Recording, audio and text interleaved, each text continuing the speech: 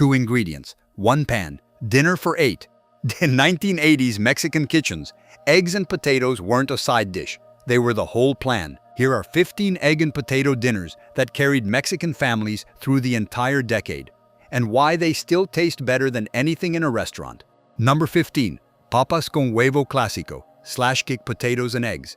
This is the dish that started every other dish on this list.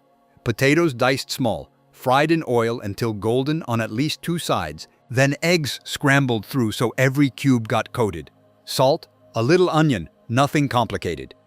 Papa Skone was the answer to every empty fridge question. It stretched, it warmed, it went into tortillas or onto a plate, and nobody asked why it appeared again. The key Grandma always knew: small dice on the potato, enough oil to get a crust, and patience before the eggs go in. Number 14. Papas con chorizo y huevo / potatoes. Chorizo and eggs. Chorizo went in first, rendering its own fat orange and paprika red, immediately turning the pan into a flavor base. Diced potatoes went next, soaking up the chorizo fat so every piece turned orange and smoky. Eggs scrambled through last, coating everything in a loose, spiced scramble that tasted like the chorizo had been used in 10 times the quantity it was. This was the dish for special occasions in 1980s budget kitchens. Not fancy, but elevated. The plate that made a hard week feel briefly manageable. Number 13. Torta de papa con huevo / potato cake bound with egg. Mashed potato mixed with beaten egg, seasoned with salt and chili powder, shaped into thick rounds, and fried until both sides turned golden and firm.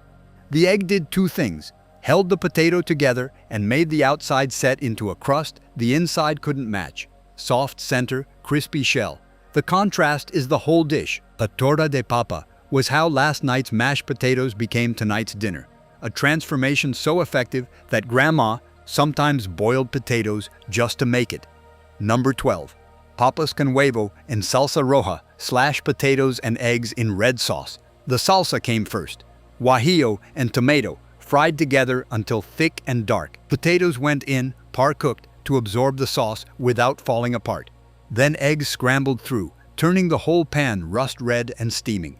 The guajillo brought a depth that was slightly sweet, slightly smoky, completely present in every bite. This was the dinner version of the dish. More sauce, more chili, more complexity. The kind of plate that made everyone lean forward when the pan hit the table. Number 11.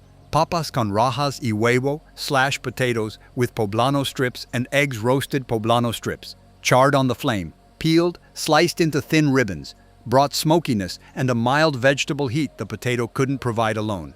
Potatoes and rajas cooked together in oil until everything smelled like fire. Then eggs scrambled through, so the strips wove through the scramble.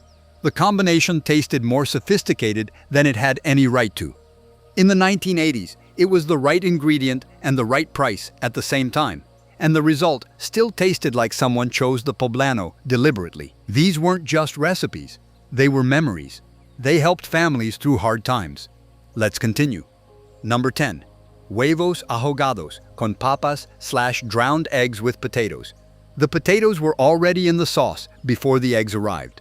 A thick, chili-rich broth, anco or pasilla, tomato, garlic, held the par-cooked potato pieces at a low simmer until they absorbed everything they could.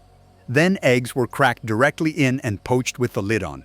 When the bowl landed on the table, the potatoes were somewhere underneath the eggs, soft and stained, and the broth was around everything. You ate it with a spoon. In the 1980s, this was a Sunday dinner with dignity. Number 9. Papas con chipotle y huevo / smoky chipotle potatoes and eggs. 1 chipotle in adobo smashed into the pan with the oil and the onion and left to fry until the kitchen smelled like campfire and tomato simultaneously. Potatoes went in next, coating themselves in the dark smoky paste, turning deep red.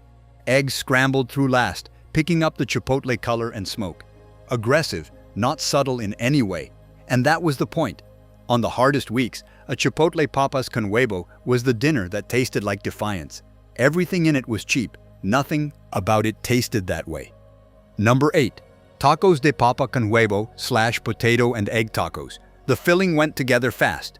Scrambled potatoes and eggs in one pan, a pinch of salt, and the magic was in the assembly and the salsa.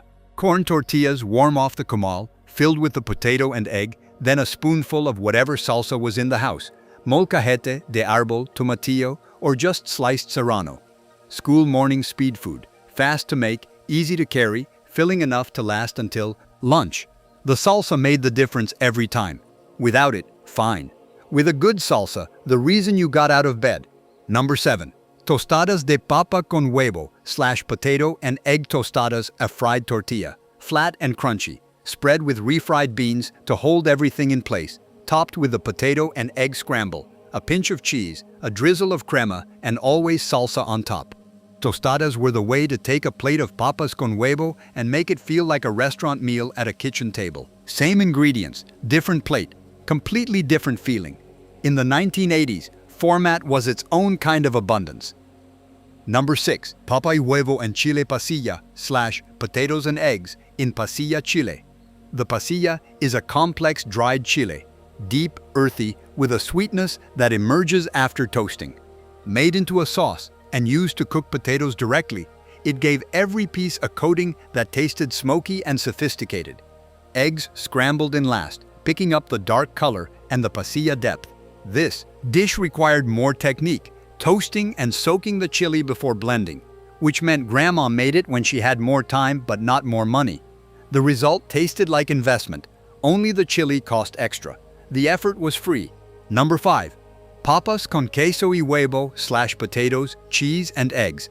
The cheese went in last. After the eggs, crumbled queso fresco or Wastangan string cheese pulled into pieces, added while the pan was still hot so it softened but didn't fully melt. Some pieces turned creamy and absorbed into the egg. Others stayed firm and gave the bite something to find. Potatoes and cheese and egg tasted like a meal that needed no explanation. Every ingredient doing its job, nothing there by accident. When the dairy was local and the queso was fresh, this was the version that felt like a small luxury. Number 4. Burrito de papas con huevo / potato and egg burrito flour tortillas, warmed on the comal until soft and pliable, filled with papas con huevo and a few strips of charred chili, rolled tight and eaten fast. The burrito de pobre was the 1980s answer to food that had to travel, to school, to work, to the fields. The flour tortilla sealed the filling and kept it warm longer than corn. Grandma wrapped them in foil or cloth and handed them to whoever was leaving first. They arrived, slightly steamed, and even better than when they left the kitchen. Number 3. Papas con frijoles y huevo / potatoes, beans and eggs. 3 ingredients that, separately, could each be a meal, combined into something more filling than any of them individually. Potatoes and beans cooked together first. The beans providing liquid and body, the potatoes absorbing the bean broth.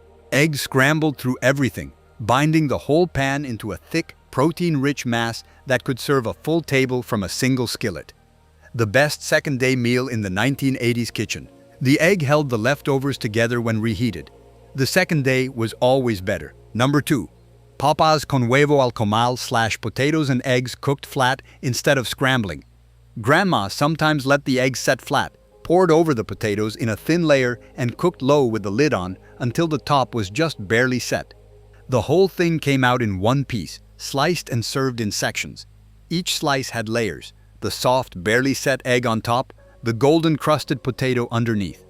It looked like something from a different cuisine and tasted entirely Mexican. The effort was 5 minutes. The payoff looked like 30. Number 1. Papas con huevo para todos / potatoes and eggs for everyone. The best version isn't a specific recipe. It's the version made for the number of people who showed up. More potatoes when there were more people. An extra egg when someone was hungrier. A bigger pinch of chili when the weather was cold. This dish exists as a formula that adjusts to need, and that adaptability is what made it the definitive 1980s dinner. It didn't ask the family to adjust to it. It adjusted to the family. Whatever was in the cabinet, whoever was at the table, Papas con huevo absorbed it all and turned it into dinner.